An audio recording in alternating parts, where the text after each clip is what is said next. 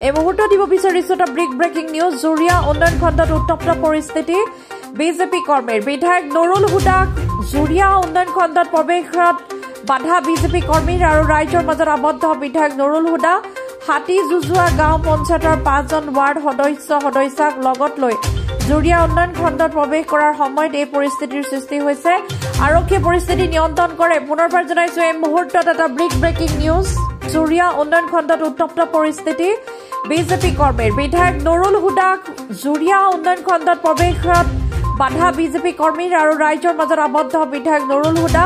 হাতী জুজুৱা গাঁও পঞ্চায়তৰ 5জন ৱাৰ্ড সদস্যাক লগত লৈ জুৰিয়া উন্নয়ন খণ্ডত প্ৰৱেশ কৰাৰ সময়ত এই পৰিস্থিতিৰ সৃষ্টি হৈছে আৰক্ষী পৰিস্থিতি নিয়ন্ত্ৰণ কৰে